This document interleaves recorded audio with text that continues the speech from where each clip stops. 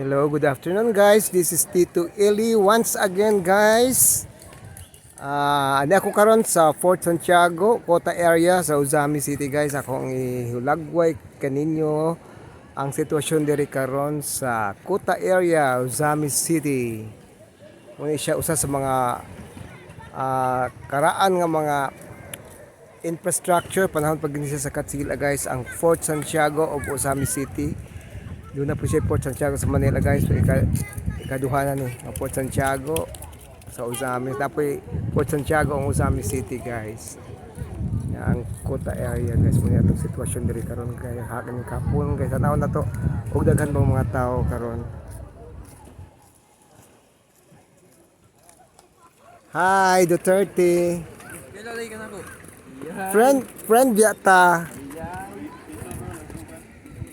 Oh.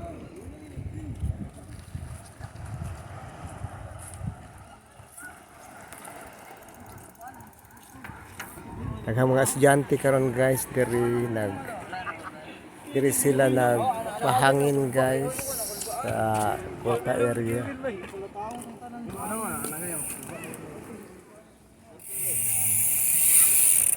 Napoy mga cyclist diri guys. Ay, sitwasyon karon guys. Linaw ka ang panahon guys, nindot ka ang dagat. Oh, walay barko nga miabot karong adlaw. May mga barko. Makita na to ang bukid sa mga kabukiran sa Lanao del Norte guys. Klaro ka siya guys oh. Isa naglayo siya. Makita na to ang Kulambugan, Lanao del Norte ug ang kasikbit niya nga mga dapit. At bang ragid siya sa Uzami City guys.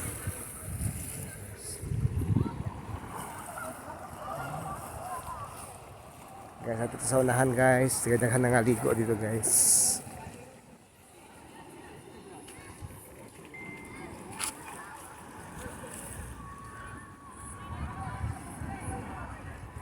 Sa una guys, nindot kayo ni diri. Karon nag-uba na ni siya guys tungod sa mga balod sa dagat. Then ang kabilya guys, nagabok na tungod sa asin sa dagat. Mo ay makapagabok sa mga kabilya. Diri guys, so magsugod ay ilang volleyball diri, beach volleyball. Ay grupo sa mga batanon diri guys, nga maaari pud mudulat og volleyball.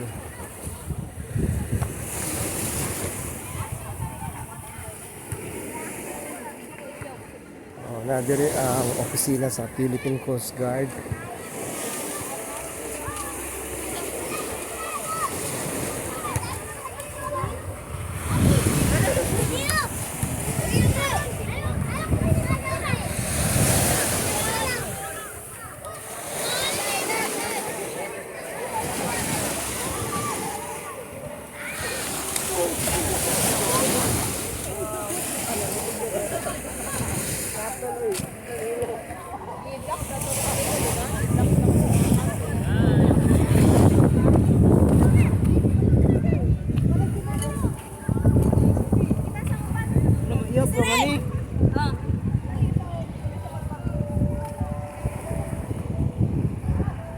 Uban diri guys, ilang hobby guys, mamasol.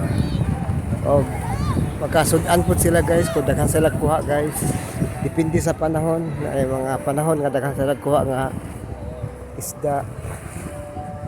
Diri nindot kayo diri, pamasol kayo doon na may katungtungan diri guys.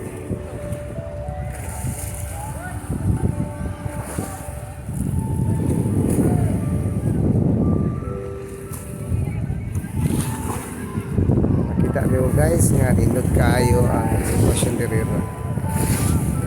Ang mga estudyante, ang naligo.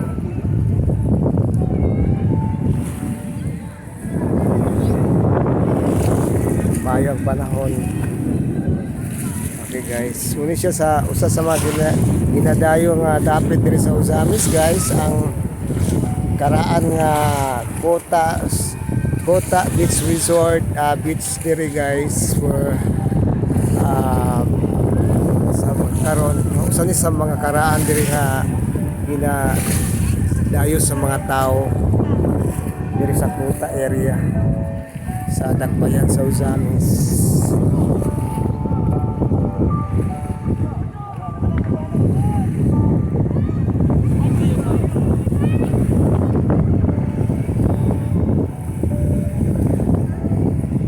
Hinod kay guys kung ma-rehabilitate kining nga area guys, manindot siya, labi na gibutangan siya og boulevard diri kay sa long term plan sa atong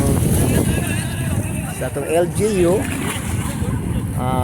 Mabutangan gini siya kuan diri guys kana ang boulevard area kay sumpay sa pikas nga butangan.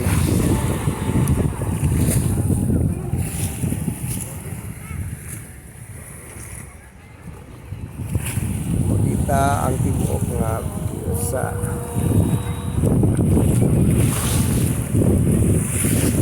guys, nagsugod na ang ilang volleyball, napod diri usa ka ring nga basketball court.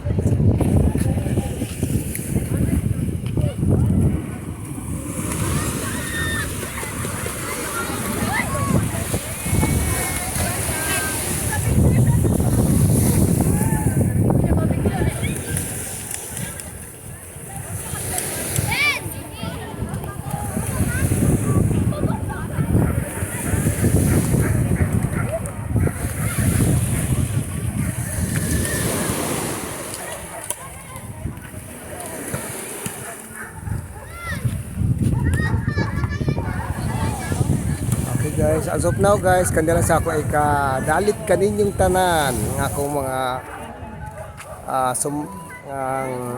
akong mga